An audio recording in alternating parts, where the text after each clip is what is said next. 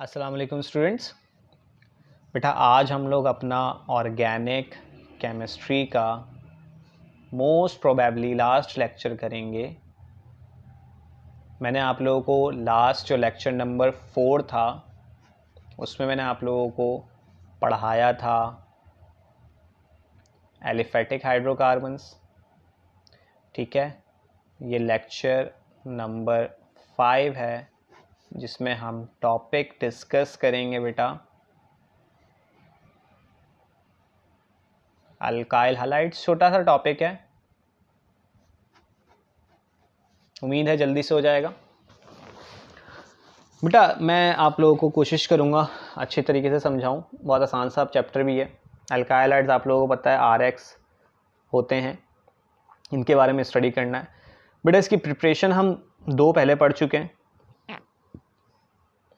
अगर हम प्रिपरेशंस की बात करें तो इसकी 3 प्रिपरेशंस आपकी बुक में गिवन है। Number 1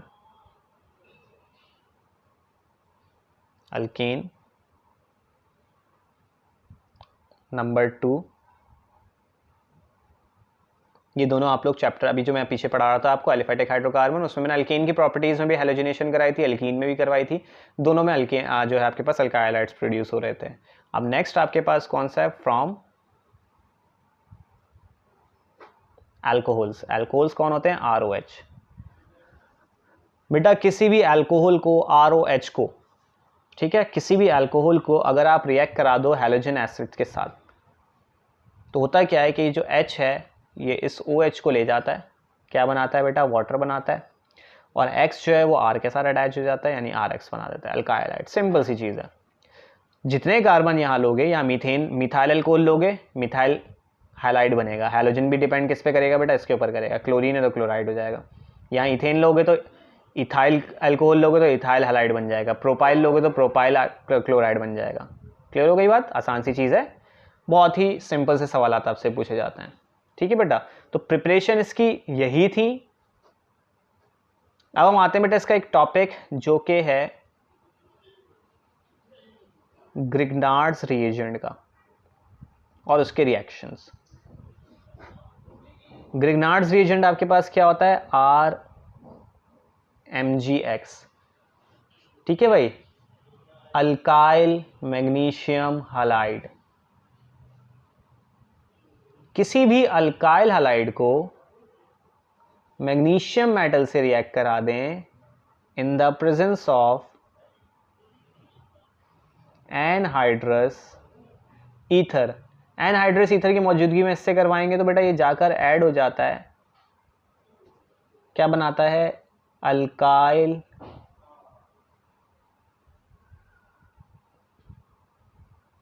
magnesium halide, that is also known as Grignard's reagent. अगर आप यहाँ पर मिथाइल लेंगे तो मिथाइल मैग्नीशियम आयोडाइड हैलोजन बन जाएगा। हैलोजन कोई भी हो सकता है, इट डिपेंड्स ऑन कि आप किस तरह का ले रहे हैं। ठीक है, ग्रिग्नार्ड्स रिएजेंट के कुछ प्रॉपर्टीज हैं बेटा। पहले तो ये याद रखिए, ग्रिग्नार्ड्स रिएजेंट जो होता है इस पर ड्यू टू मैग्नीशियम इस पर पार्शियल पॉजिटिव और इस पर पार्शियल नेगेटिव हो जाता है। चार्जेस याद रखने हैं। ठीक है, अब मैं यहाँ पर आपको एक मैप सिखा रहा हूँ जो कि रिएक्शंस का है। प्रोडक्ट्स आप लोगों को याद रखने हैं। पहले मैं आपको जो करवा रहा हूँ बेटा वो हैं 5 अलग अलग रिएक्शंस।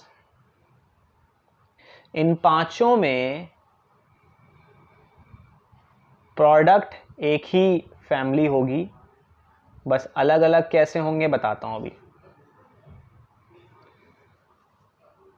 बेटा ग्रिग्नार्ड्स रिएजेंट यानी RMgX, ये प्लस और ये नेगेटिव पार्शियल। अब जाहिर सी बात है आप लोग वहाँ पर पेपर तो देने नहीं जा रहे हैं, आप लोगों को सिर्फ चार्जेस याद होने चाहिए। कहीं पर अगर मैं पार्शियल ना भी लगाऊं तो अंडरस्टूड है। ये रिएक्ट करेगा बेटा, एक तो H और OH, partial positive partial negative यानी वाटर। ठीक है, एक करेगा बेटा H और NH2 यानी ammonia, partial positive partial negative. एक करेगा बेटा ROH यानी alcohol, partial positive partial negative. ठीक है, एक करेगा बेटा RNH2 यानी alkyl amine, partial positive partial negative, और एक करेगा बेटा alkyl halide partial positive partial negative. ठीक है, अब यहाँ पर भी R है और X है, तो जहाँ जहाँ पर यहाँ पर R और X आ रहे हैं उनको R डैश या X डैश ले लेंगे। ये तीनों R डैश होगा, इसको X डैश, ताकि दोनों में डिफरेंस पता चल जाए, इस वाले में और इस वाले में। ठीक है, कुछ नहीं करना, सबके प्रोडक्ट्स बहुत आसानी से बनते हैं। आप पॉजिटिव और नेगेटिव को एक्सचेंज कर दो एक दूसरे के, यानी आप क्या करो इसके अंदर कह सकते हैं हम कि हम इसको सब्स्टिट्यूशन रिएक्शन करवा देंगे। सब्स्टिट्यूशन रिएक्शन होता है, डबल डिस्प्लेसमेंट रिएक्शन होता है। इसका पॉजिटिव इसके नेगेटिव से मिलेगा RH, इसका नेगेटिव इसके पॉजिटिव से मिलेगा। Mg के साथ पहले X था, अब क्या लग जाएगा OH, इसका पॉजिटिव इसके साथ मिलेगा RH। Mg के साथ पहले X था, अब क्या लग जाएगा NH2 लग जाएगा, इसका पॉजिटिव इसके नेगेटिव के साथ RH। Mg के साथ पहले X था, अब क्या लग जाएगा बेटा यहाँ पर OR डैश लगेगा। यहाँ भी क्या होगा, यहाँ RR बनेगा, RR डैश। Mg के साथ पहले X था, अब लग जाएगा NH2। यहाँ क्या बनेगा RR डैश। Mg के साथ पहले X था, अब क्या लग जाएगा बेटा NH2, सॉरी NH2 नहीं है, अब X डैश लग जाएगा। ठीक है, सब में अल्केन बन रहा है। इन तीन में जो अल्केन बन रहा है बेटा,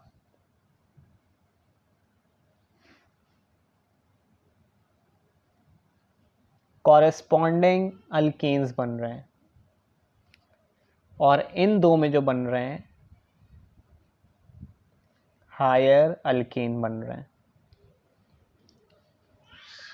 ठीक है, पहले तीन में कॉरेस्पॉन्डिंग अल्केन बन रहे हैं। कॉरेस्पॉन्डिंग का मतलब क्या है कि आप ग्रिग्नार्ड्स रिएजेंट में मान लो एक कार्बन ले रहे हो और इन तीनों में से किसी चीज़ से रिएक्ट कराओगे, उतने ही कार्बन वाला अल्केन बन जाएगा।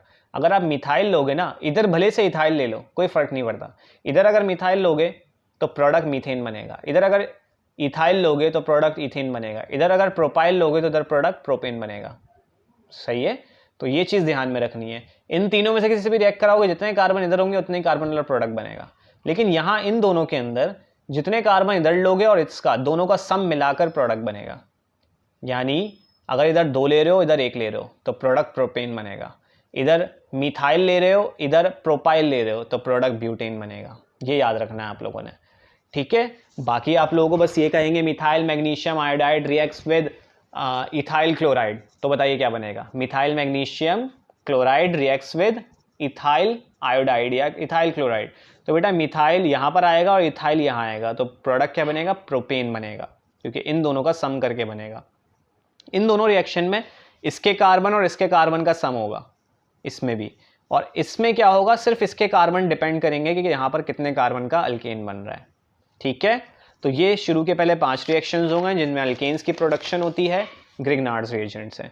अब जो अगले 4 हैं बेटा वो 2 स्टेप्स के अंदर होते हैं, 2 स्टेप्स में हैं। इस वजह से पहला स्टेप वही होता है बेटा, मैं स्टेप सिर्फ डिस्क्राइब कर दूंगा एक रिएक्शन करवाकर, क्योंकि सब में सेम रहते हैं। यहाँ पर जगह कम है, इस वजह से मैं बस एक ही तरह से बना रहा हूँ कि आप लोगों को प्रोडक्ट याद हो जाए कि किसका क्या होता है, क्योंकि वहाँ पर आपको रिएक्शन तो करके देने नहीं है, आप लोगों ने सिर्फ प्रोडक्ट का नाम बताना है या रिएक्टेंट का नाम बताना है। ठीक है भाई, RMgX किस किस से रिएक्ट करती है बेटा,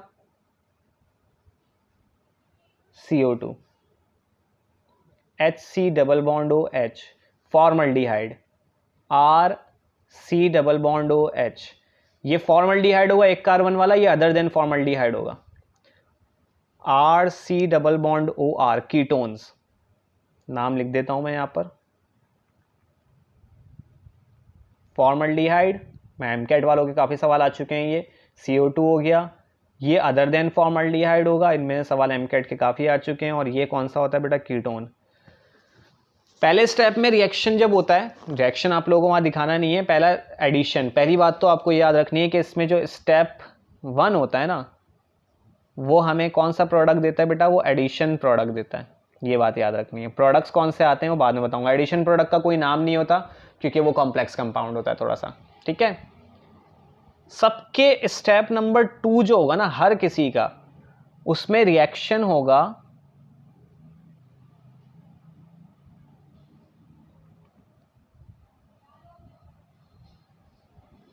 एसिडिक वाटर के साथ। किससे रिएक्शन होगा भाई?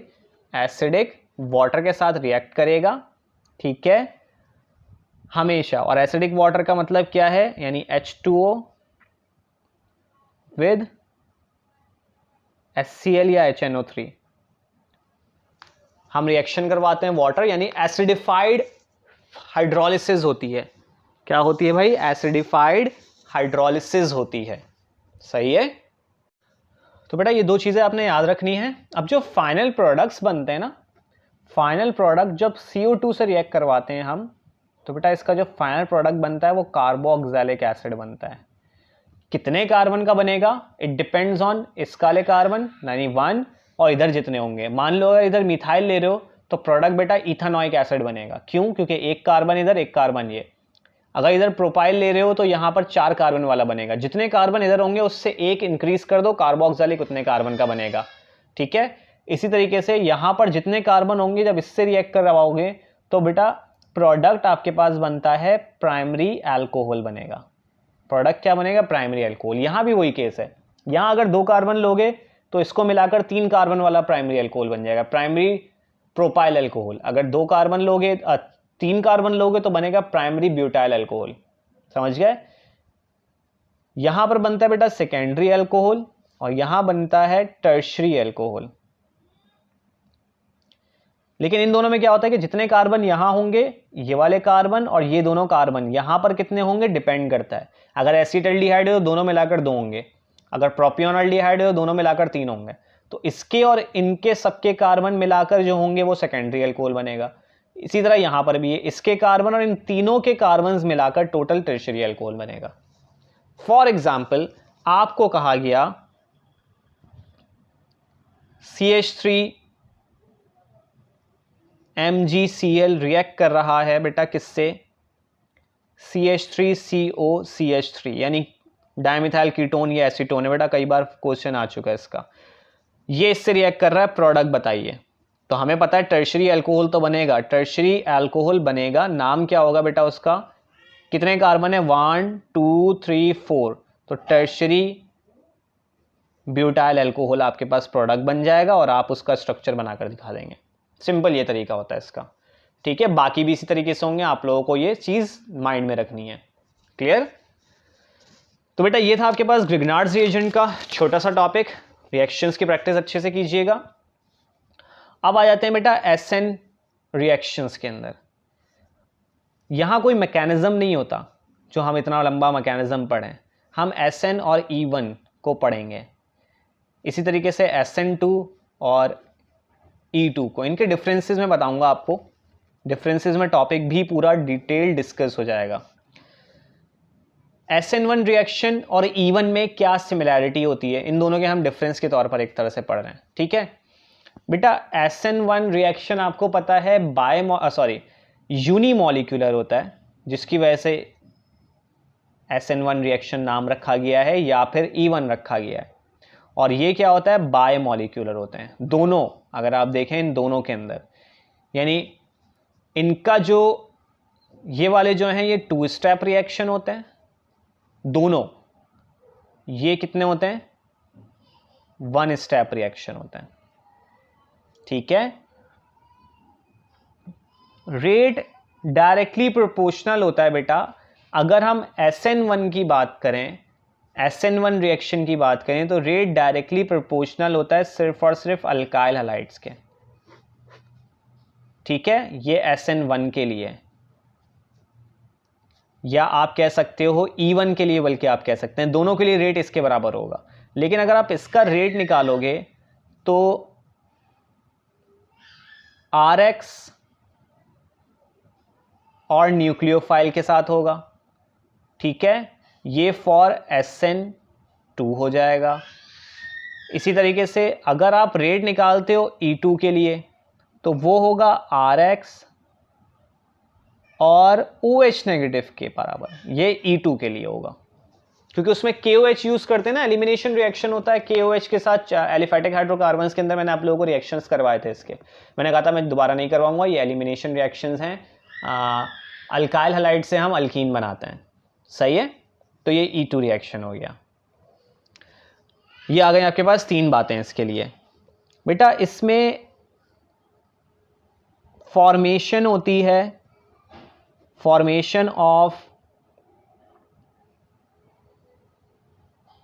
कार्बो कैटाइन यानी कार्बोनियम आयन जिसे हम कहते हैं, लिख देता हूं मैं आपके पास।